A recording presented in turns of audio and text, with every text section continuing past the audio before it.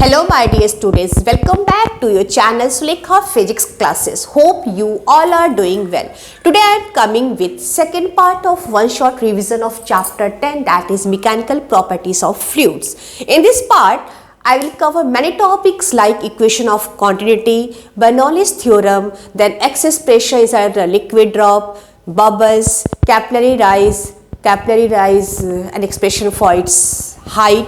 All these topics I will discuss in this part. So let us start first with equation of continuity. But before starting this one, you must know about ideal fluid, because to study fluid dynamics motion of real fluid is very complicated. So we always consider ideal fluid. Ideal fluid is what? Ideal fluid are those fluid whose flow is non-viscous. Non-viscous means it does not experience any internal friction, any retarding force. Then ideal fluid means incompressible fluid. Incompressible means volume remains constant, it means density also remains constant. So those fluids whose density is constant, that is an ideal fluid. Then irrotational. Irrotational means it does not have any angular momentum. And steady flow. Steady flow means at any point different particles of the fluid have same velocity at a given point, right? It moves always with same velocity. The velocity does not change at a particular point. That is called steady flow. So ideal fluid are those fluid which are non-viscous, incompressible, irrotational and steady flow. So in all these equation of continuity by Bernoulli's theorem, when we discuss about fluid dynamics then we always consider ideal fluid. So let us start first with equation of continuity. What is this? It states that when an incompressible and non-viscous fluid flows in a steady flow through any non-uniform cross-sectional tube, then at any point of the tube, product of area of cross section and fluid velocity always remains constant. What does it mean? Suppose this is a tube carrying fluid and this tube has non-uniform area of cross section. Different point area is different. Suppose I consider these 2 points of the tube, this region 1 and this is region 2. In region 1 area of cross section is A1 and in region 2 area of cross section is A2. Here the fluid velocity is V1 and the fluid which is passing through this region 2 has velocity V2. So this product area into velocity at any point through this tube is always constant, right? It means A1 V1 equal to A2 V2 or AV is always constant. It means fluid velocity is inversely proportional to area. If area is greater, then its velocity is less. If area is less, then its velocity is greater, right? So how you prove this one? To prove this one, first you consider this region 1. In region 1, suppose area of cross section is A1 and fluid velocity is V1. Now consider this region 2. Here in region 2, area of cross section is A2, velocity is V2 and density is rho 2. And here in region 1, density is rho 1. But since the fluid is incompressible, so density remains constant, right? So I have written in region 1, region 2 these things. Now what is mass? Mass is volume into density. So in this region 1, what is the mass of fluid that flows in time delta t? That is V1 into rho 1 and in time delta t you can write volume is what? Area. Volume 1 is area 1 into displacement. In time delta t means multiply by delta t, so divided by delta t also. So volume is A1 V1 delta t. So its mass becomes A1 V1 rho 1 into delta t. In the same way, mass of fluid in region 2 that flows in time delta t is given by this one, A2 V2 rho 2 and delta 2. Since fluid is incompressible, so their density remains constant. It means density is same throughout this tube. Now according to conservation of mass, M1 is equal to M2. Mass in both the regions remains same according to conservation of mass. So M1 equal to M2. From equation 1 and 2, M1 you put here, M2 you put here, this delta t cancel, rho 1 rho 2 cancel because these are same. Then A1 V1 equal to A2 V2 equal to constant. If you consider this third region here, fourth region here. In all these regions, the product of area of cross section fluid velocity is always same. So A into V is constant. This is equation of continuity. Flow rate remains constant throughout the fluid at any point inside this tube. So this is equation of continuity. You must remember this one. Area into velocity is constant. It means area is inversely proportional to velocity, right? So please take a screenshot of this one. Then we move to the next topic, that is Bernoulli's theorem. Now, before Bernoulli's theorem, you must know about different types of energy possessed by a fluid. So, energy of fluid in a steady flow, first one is kinetic energy. The energy possessed by a fluid due to its motion. It is given by half mv square, where m is mass of the fluid and v is velocity of the fluid. Now, kinetic energy per unit volume, you divide by the volume, you get mass by volume is what? Density. So, kinetic energy per unit volume is rho v square. Next, kinetic energy per unit mass. When you divide it by mass, you get K. Kinetic energy per unit mass is v square by 2. Then velocity head. What is velocity head? Kinetic energy per unit weight. So, you divide kinetic energy by weight mg, you get mm cancel, you get v square by 2g. This is velocity head. Now, next type of energy is potential energy. Energy possessed by a fluid due to its height above the position above the earth's surface, right? And it is given by mgh. H is the height of the fluid above the earth's surface. So, potential energy is mgh, potential energy per unit volume divided by volume. Then again mass by volume is what? Density. So, it is rho gh. Kinetic energy per unit volume is rho gh. Then kinetic energy per unit mass is this gh. And then one more, potential head. Potential energy per unit weight. It means mgh by mg, it is equal to h. This is potential head. Next, third type of energy is pressure energy, very important. The energy possessed by a fluid due to its pressure. To find this pressure energy, first you consider a cylinder having a movable piston P, and this piston has area of cross section A. Now a liquid is filled in this cylinder. Now this liquid exerts pressure. So due to this pressure, this piston moves to a distance x to this position, right? Area of cross section of the piston is A, and it moves to a distance x due to this pressure. So how you calculate this pressure energy? You have to first calculate what is the work done by this pressure to move this piston through a distance x, and that work done is force into displacement. Force is what? Pressure into area. Area is A is area of cross section of this piston. Displacement is how much? Through a distance x, and this pressure area into displacement is what? Volume. So P into V, and this work done is stored as pressure energy. So pressure energy is given by pressure into volume. P is the pressure exerted by the liquid, V is volume of this piston, right? Next, pressure energy per unit volume. So divided by volume, you get P. Pressure energy per unit weight divided by mg, and again volume into divided by mass is what? Density. So P by this one, P by rho g. So because density is this na, mass by volume. Here volume by mass. So volume by mass is 1 by rho. So P by rho g. This is pressure energy per unit weight or pressure head. And again pressure energy per unit mass is divided by m. Again this V by m. V by m is what? 1 by rho density. So P by rho.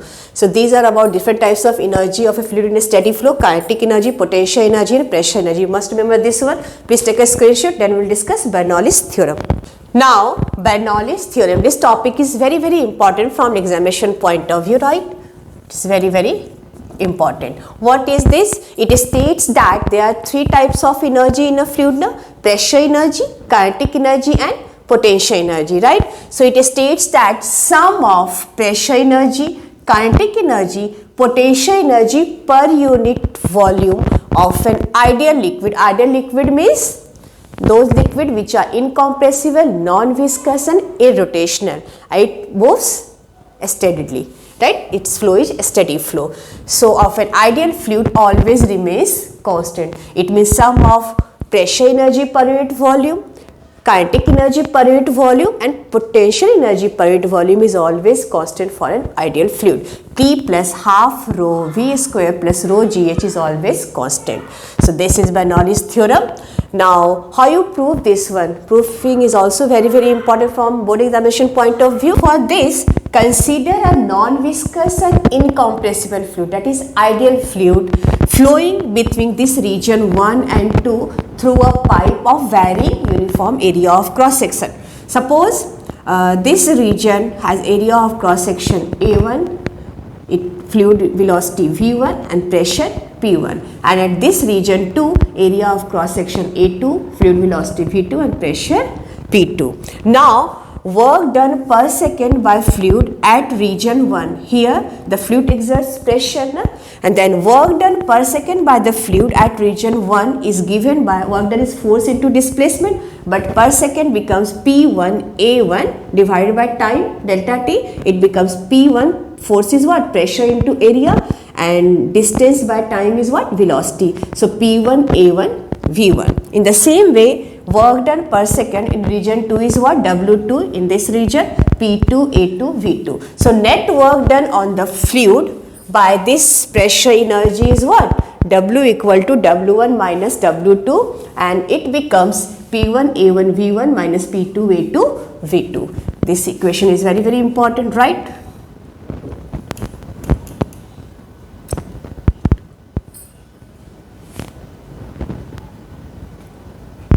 Now from equation of continuity, what is equation of continuity? A into V is constant. It means A1 V1 equal to A2 V2 is always constant. This area into velocity, velocity is what? Distance by time per second, it becomes volume, and volume is mass by density. So this A1 V1 A2 V2 equal to m by rho. So you can write in place of this one m by rho. Rho is density of the fluid, which is constant because fluid is incompressible. So net work done becomes P1 minus P2 m by rho, equation number 1. Now this work done by pressure energy increases what? Kinetic energy and potential energy of the fluid when it moves from this region 1 to region 2. Increase in kinetic energy is what? In this region half m1 v1 square. Here kinetic energy is half m V2 square. So increase in kinetic energy is what? Half m V2 square minus V1 square. In the same way, increase in potential energy. Here potential energy, it is kept at height h2, this section, and this section is at height h1. So here potential energy is mg h2, here mg h1, and change in potential energy, increase in potential energy is mg h2 minus h1, equation number 3. So from 1, 2 and 3 we apply law of conservation of energy. Total energy always remains constant. So net work done on fluid by the pressure energy is equal to total increase in energy. Total increase in energy means kinetic energy and potential energy. W equal to del K plus del U. You put these values from equation 1, 2 and 3. W, del K and del Q. You get this one. P1 plus half rho V1 square plus rho G H1 equal to P2 plus half rho V2 square plus rho G H2. It means P plus half rho V square plus rho GH is constant. This is pressure energy per unit volume. This one is kinetic energy per unit volume, and this one is potential energy per unit volume. The sum of kinetic energy per unit volume, potential energy per unit volume, pressure energy per unit volume always remains constant for an ideal fluid along any streamline, right? So this topic is very important. If it may come in 2 marks also, 5 marks also. So you prove like this one, you draw this diagram, then find net work done by the pressure energy, and that is equal to change in kinetic energy plus potential energy, and after that when you solve these equations you get final equation, right? So hope it's clear to all of you. Please take a screenshot of this one. Then we'll move to the next topic. Next is cohesive force and adhesive force. After it, we'll start surface tension. What is this cohesive force? It is force of attraction between molecules of same substance. This is called cohesive force.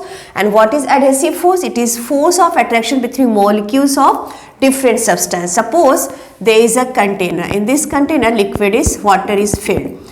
So if there is a force of attraction between different water molecules, then that is called cohesive force, right? If there is a force of attraction between these water molecules and the molecules of this glass container, right, then that is called adhesive force. If force of attraction between different substances molecules, then that is called adhesive force. Force of attraction between molecules of same substance, this is called cohesive force. Now the best example for this is when you put water in a glass container, what happens? When you remove the water from the container, water wets the glass surface. Why? Because here force of attraction between water molecules and this glass molecules is greater than force of attraction between the water molecules. It means adhesive force is greater than cohesive force. In case of this, water wets the walls of the glass container because adhesive force is greater than cohesive force. Next, mercury does not wet glass container. Suppose there is a container, glass container containing mercury. Inside this one, mercury is filled. Now what happens?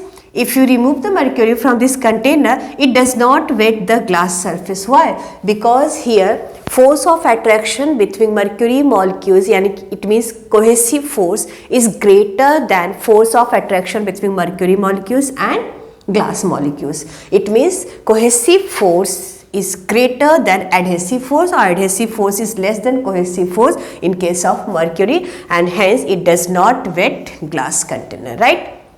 Hope it's clear to all of you. After this, next term is molecular range. Suppose there is a glass container containing water and different water molecules experience cohesive force. There is a cohesive force between water molecules and there is adhesive force between water molecules and glass molecules.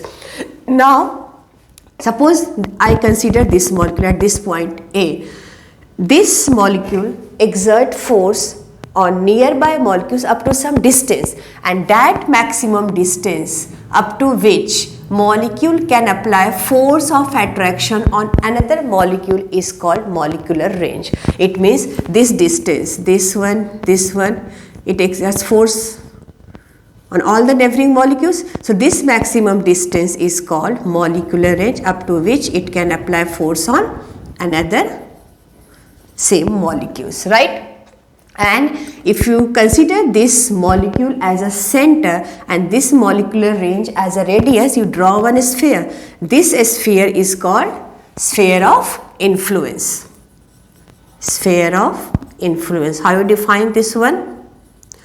A sphere drawn around a molecule as center and with a radius equal to its molecular range. This is called a sphere of influence. So hope it's clear to all of you what is molecular range, what is sphere of influence. Only a molecule lying on this sphere of influence is attracted by this central molecule, right? If beyond this one, beyond this region, this sphere, no force of attraction between this central molecules and that molecules. So up to this distance only it exerts force up within this sphere only. Next term is surface film. A thin film of surface near its free surface. This is free surface. So there is a thin film near its free surface having thickness equal to molecular range, and this free surface is having thickness equal to molecular range, and that free surface is called surface film. So hope it's clear to all of you. Please take a screenshot, then we'll discuss next surface tension. Now next is surface tension. It is also very important. What is this surface tension? Suppose there is a glass container containing liquid. Now the molecules which are inside this liquid, what happens? It exerts force. It experiences force in all the directions, and net force acting on the molecules inside the liquid is 0, right? But those molecules which are present on the free surface means this liquid surface comes in contact with the air. There are no water molecules present above this layer, right? So those molecules which are present on the free surface, it experiences force in this downward direction, but there is no sphere of influence above this surface. So net force acts on this free surface molecules in the downward direction. It has net force in the downward direction, and this, due to this net force, this free surface has a tension, and it behaves like an elastically stressed membrane, and it tries to decrease the surface area of this liquid, right? So this property of liquid is called surface tension. It is property of fluid, by virtue of which the free surface, this free surface behaves like an elastically stretched membrane and has a tendency to acquire minimum surface area. This is called surface tension, and mathematically it is given by how much net downward force acting on this free surface. It depends upon the length of this free surface, imaginary surface, right? So tension is force per unit length, right? This force is always acting normal to the free surface, and the direction of this tension is always tangential to the free surface. Its unit is Newton per meter and dimensional formula is mL0 T minus 2. Force is what? Force is mL T minus 2, and area is what? This length is what? L. So it is LL cancel and dimensional formula becomes mL0 T minus 2. Now there are different applications of this surface tension. First one is raindrops are always spherical in shape. Why? Due to surface tension, suppose this is a raindrop. And it comes, this is raindrop, right? And it comes in contact with the air. Whenever the liquid molecules comes in contact with the air, what happens? It experiences some tension, and this tension tries to decrease its surface area. So when this tension acts in inward direction, it tries to decrease the surface area of this raindrop, right? And you know, sphere has a minimum surface area for a given volume. That's why the raindrops are always spherical in shape. Second one is the hair of painting brush stick together when taken out of water. Suppose there is a vessel containing water, and if you put a paintbrush inside this water, its hairs are spread inside the water because net force is 0, no tension exists inside this water. Now when you remove this paintbrush from this vessel, what happens? Its hairbrushes sticks together. Why? Because outside the vessel, it comes in contact with the air and net tension exists, and due to this tension force it tries to acquire minimum surface area and the painting brush stick together. So these are two applications of this surface tension, and this surface tension always present near the free surface, not inside the liquid, right? Because only the free surface means when the water molecules comes in contact with the air, it is only present whenever there is two different layers is present, then surface tension exists, and it is property of liquid by virtue of it this free surface behaves like a elastically stretched membrane and it tries to decrease the area. And also this surface molecules has maximum energy, right? This inner molecules net force is 0, so it has minimum energy, but the molecules which are present on the surface, it has maximum potential energy. So after this we will discuss what is surface energy on the basis of that point. So next is surface energy. What is this surface energy? You know, the molecules which are present inside the liquid, it has net force 0 and no surface tension, right? But the molecules which are present near the surface, it has surface tension. It acquires minimum surface area. It means it has maximum potential energy as compared to the molecules which are present inside the liquid. This extra energy possessed by liquid molecules on the free surface as compared to molecules inside the surface is called surface energy. And how you calculate this surface energy? Molecules which are present on the free surface has surface energy. If you want to increase for everything to be in a stable equilibrium, you have to increase this surface area, and to increase the surface area work has to be done. So the amount of work done in increasing the surface area by unit amount, this is called surface energy, and it is only possessed by the molecules which are present near the surface, because those molecules which are present inside the surface has what? Minimum potential energy. So minimum energy, only this surface energy is possessed by the surface molecules, and this surface energy is equal to work done increasing the surface area. Its SI unit is joule per meter square, work done joule, increase in area meter square. So hope it's clear to all of you. After this, what is the relation between this surface energy and surface tension? Please take a screenshot of this one. Now, relation between surface energy and surface tension. But before this one, you must know about liquid drop and soap bubble. What is difference between liquid drop and soap bubble? Liquid drop is fully filled with liquid. It has this one free surface. This outside this liquid drop, air is present. So, it comes in contact with air one time. It means it has only one free surface. But in case of soap bubble, have you seen the soap bubble? Yes, liquid is only present on the surface of the soap, right? Inside and outside air is present. Inside the soap bubble also air is present. So it comes in contact with two times with the air. So it has two free surface.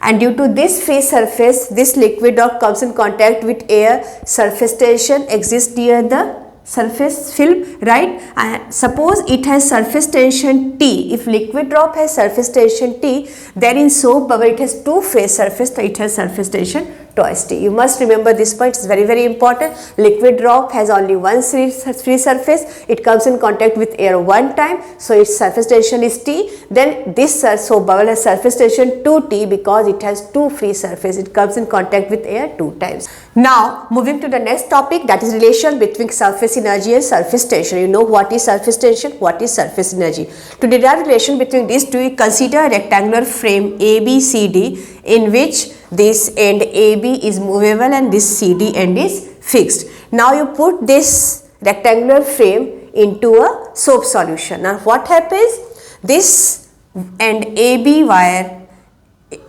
a surface film is formed near the end AB and it is moving in inward due to the surface tension with a force, and that force is given by F equal to 2T into L. Force is what? Surface tension is force per unit length. So force is tension into length. What 2 is taken here? Because it is soap solution. We already discussed that it has two phase surface. So it has 2 tension, 2T, right? So 2T into L is the force which is acting in inward direction due to this surface tension. Now if you want to move this AB end through a distance x, you have to do some work done. It means if you want to increase the area, you have to do some work done, and that work done is given by force into distance. Force is what? 2T into L, and distance, to which distance it is displaced? It is displaced to a distance x. So 2T L into x. Now when you move this AB to A dash B dash to a distance x, there is increase in surface area. How much area is increased? Area is length into breadth. So length is L, this is L, and you have to move to distance x, so L into x is area. But again it has two free surface, it increases the area from outside surface also, inward surface also. So increase in area is 2Lx, again 2 is taken here. Now you know surface energy is what? How much work is done in increasing that area divided by increase in area. So work done divided by increase in surface area, work done is 2TLx from this equation, and increase in area is 2Lx. So these terms cut 2L also and x also, only T is left. So this E equal to T. It means this surface energy is numerically equal to its surface tension. This relation between E and T. Hope it's clear to all of you. See, this topic is also very, very important from examination point of view. So to derive the relation, you must know how to derive it. Only 2 or 3 steps are there. You have to find work done and how much area is increased. Then you calculate surface energy, and this surface energy is numerically equal to its surface tension. Okay, please take a screenshot of this one. Then we move to the next topic.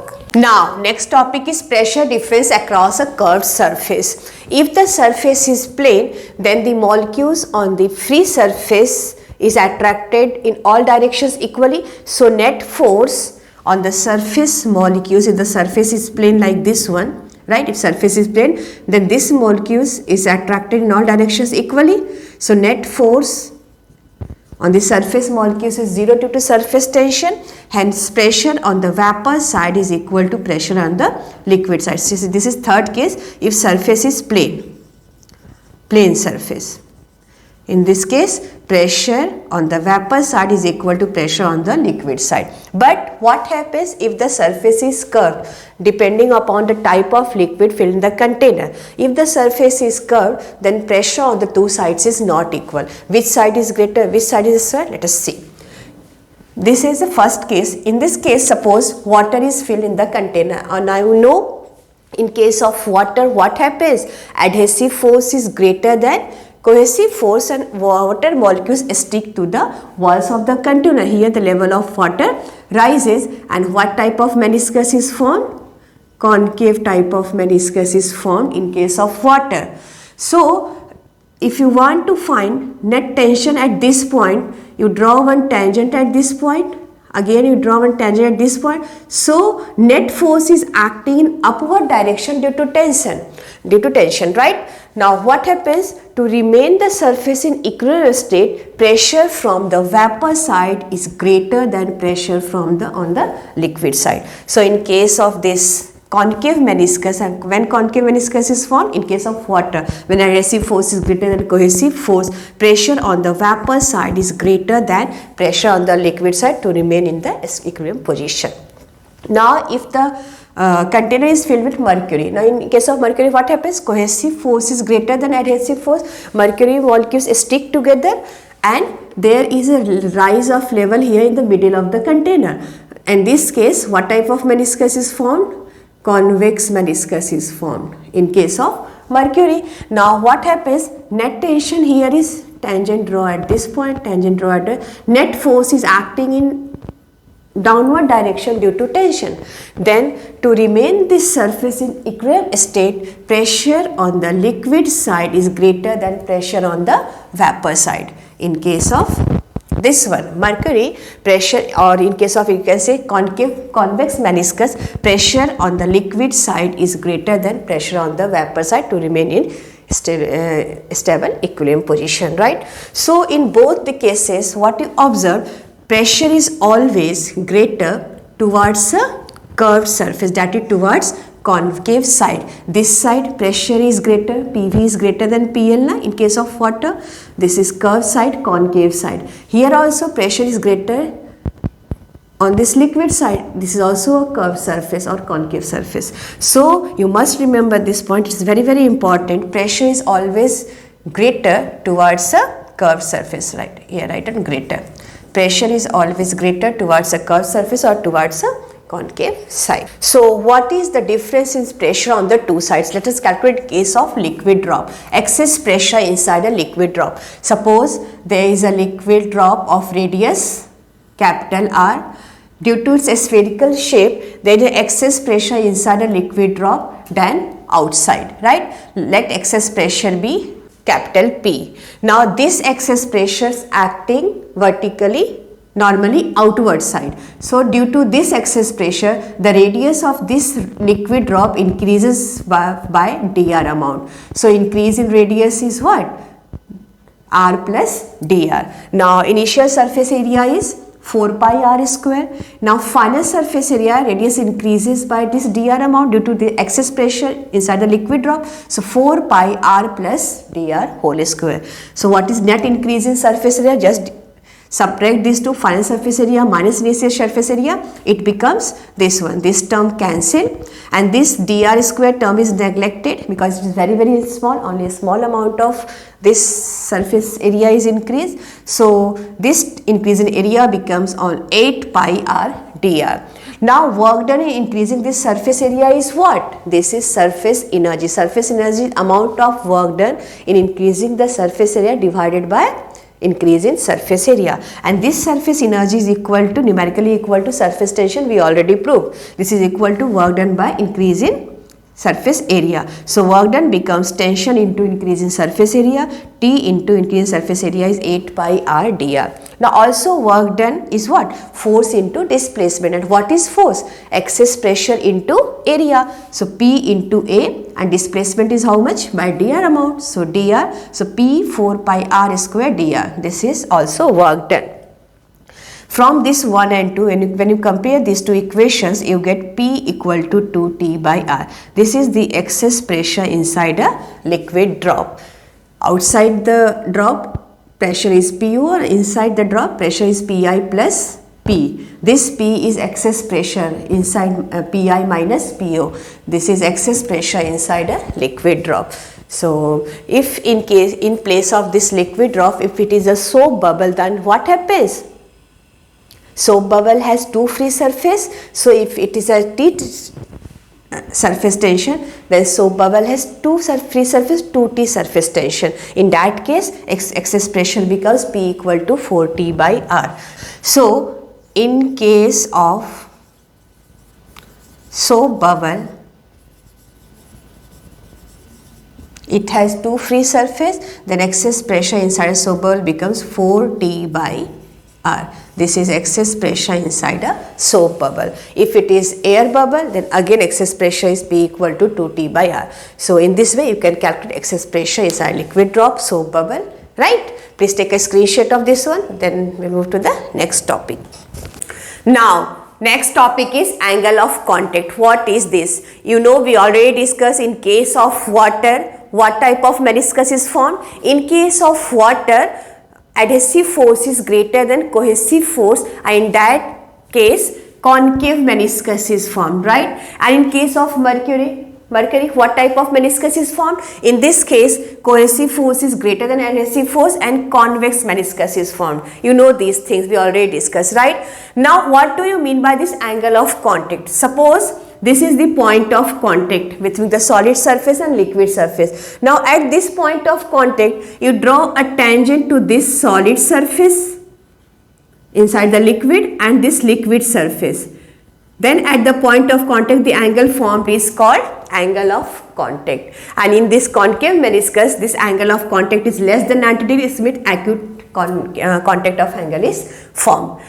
Similarly, in case of this convex meniscus, this is the point of contact, right?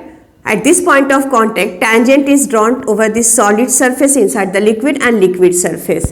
Then this angle formed is called angle of contact, and in this case, convex meniscus, angle of contact is greater than 90 degrees, so obtuse angle is formed. So hope it's clear to all of you what do you mean by angle of contact. This says the angle between tangent to the liquid surface at the point of contact. This is the point of contact, tangent to the liquid surface and solid surface inside the liquid is called angle of contact. In case of plane surface where cohesive force is equal to adhesive force, in that case the angle between the tangent to the solid surface inside the liquid and liquid surface at the point of contact, angle formed is 90 degree. So in this case, plane surface, angle of contact is 90 degree. So hope it's clear to all of you how you define angle of contact. It is angle between tangent to the liquid surface. This is liquid surface at the point of contact, and solid surface inside the liquid is called angle of contact. So remember this definition, it's very, very important, right? After this, next topic is capillarity. This is also very, very important. What do you mean by capillarity? Capillary tube, you know, a tube of very fine bore, hair thin like structure, which is open at both ends. This is capillary tube, right?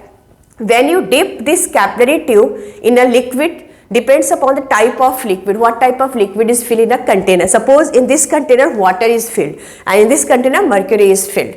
Now what happens when this capillary tube is dipped in this solution? The level of the liquid rises in some cases and in some cases it is depressed, right? So this rise or fall of liquid is nothing but this is called capillarity. In case of what happens? When you dip a capillary tube in this water, the level of the liquid rises and what type of meniscus is formed? Here in the capillary tube, concave meniscus is formed. Now in case of mercury, what happened? When you dip a capillary tube which is open at both ends in this mercury solution, then the level of the liquid depressed, it falls down and convex meniscus is formed here. Convex meniscus is formed. So how much water level rises or fall, this process is called capillarity. The phenomenon of rise or fall of liquid in a capillary tube is called capillarity. Now we have to find the expression for that rise or fall of liquid in a capillary tube, which is the last topic of this chapter. Please take a screenshot of this one fast. Now last topic of this chapter is expression for capillary rise. Up to what height liquid rises in a capillary tube. Suppose this is a capillary tube and it is dipped in a liquid of surface tension T and density rho. T is surface tension of liquid, rho is density of liquid, and small r is radius of this capillary tube. Now what happens? Liquid is filled in this container. Then when you dip this capillary tube in this liquid, what happens? Liquid level, water level rises in a capillary tube. And what type of meniscus is formed here? Here concave meniscus is formed, right? And you know, we already discussed excess pressure in a soap bubble, in air bubble, in liquid drop, right? Pressure is always greater on the concave side than on the convex side. It means pressure at this point, concave side, here suppose A point is there and this is B point. So pressure at A point is greater than B point, right? So that excess pressure is how much? Excess pressure on the concave side is P equal to 2T by R. This is the expression for excess pressure on this concave side at this point A, where this small r is what? Radius of curvature of this concave meniscus. Here if the tube is of very narrow bore, then what happens? This concave meniscus is of a spherical shape like this one. This is the concave meniscus, this is capillary tube. Capital R is radius of curvature of this concave meniscus. This is the radius of curvature of this concave meniscus, which is of a spherical shape if the tube is of very fine bore. And this small r is radius of this tube, right? And you know, at this point of contact, angle of contact, we already discussed, this is the tangent over this solid surface in a liquid and over the liquid surface. This angle is called angle of contact, and this is theta, then this angle is also theta. How? This is tangent, so this angle is 90 degree. It means if this is theta, this one is 90 minus theta. Again this one is tangent, so this is 90 degree. If this is 90 minus theta, this is theta. In this way you find this angle is also theta, and this small r is this radius of this tube and capital R is radius of this meniscus, right? So excess pressure is this one, equation number 1. Now due to this excess pressure, what happens? Liquid rises in the capillary tube to a height h, and at equilibrium at a height h, pressure is what? H rho g. So at equilibrium position, this excess pressure 2T by R is equal to H rho g, and from here you calculate H. H is what? 2T by R rho g. This is the expression for capillary rise or liquid rise in a capillary tube. But here tension you know, tension of the liquid, density you know, acceleration due to gravity you know, but radius of this concave meniscus is very difficult to find, right? So, but you know the radius of this, capillary tube, right? So you convert this capital R into small r, radius of capillary tube. How you convert? From this figure. Here this is small r, small r is radius of capillary tube, which you know, and this capital R is radius of curvature of concave meniscus, and this theta is the angle between them. Then from here cos theta is how much? Cos theta is base by hypotenuse, this is small r by capital R. So cos theta is equal to small r by capital R, and from here r equal to r by cos theta. If you put this value of capital R in this equation 2, you get H equal to 2T cos theta by R rho g. This is the expression for capillary rise in a capillary tube. Liquid rise in a capillary tube, H equal to 2T cos theta by R rho g. You know theta, angle of contact, surface tension of the liquid, density of the liquid, and G is acceleration due to gravity, and small r is radius of capillary tube. If you know all these terms, you can easily calculate capillary rise, right? And this formula is also called ascent formula for rise of liquid in a capillary tube. On which factor it depends? It is inversely proportional to a small r density. Small r is radius of capillary tube, density and acceleration due to gravity, directly proportional to surface tension. So main important factor is this one. It is inversely proportional to radius of the tube. If the radius of the tube is very small, tube is very narrow bore, right?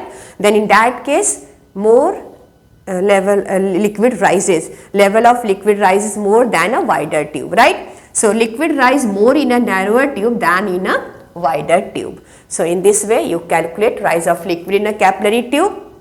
You draw this figure, you know concave type of meniscus is formed. So excess pressure to the concave side is given by this expression 2T by R, and due to this excess pressure liquid rises in a tube and it is at equilibrium position. This 2T by R is equal to H rho g. From here you can easily calculate height of the liquid rise, right? And you write this smaller in terms of this capital in terms of smaller, because capital R radius of concave meniscus is very difficult to find.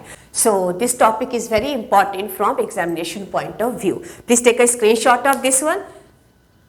Okay, hope you have taken this screenshot. With this I am going to end the class. If you like this one shot series of class 11 physics term 2, please write in the comment box after this which chapter you want for one shot revision. Up to then students, keep revising and stay tuned with this channel. Thank you.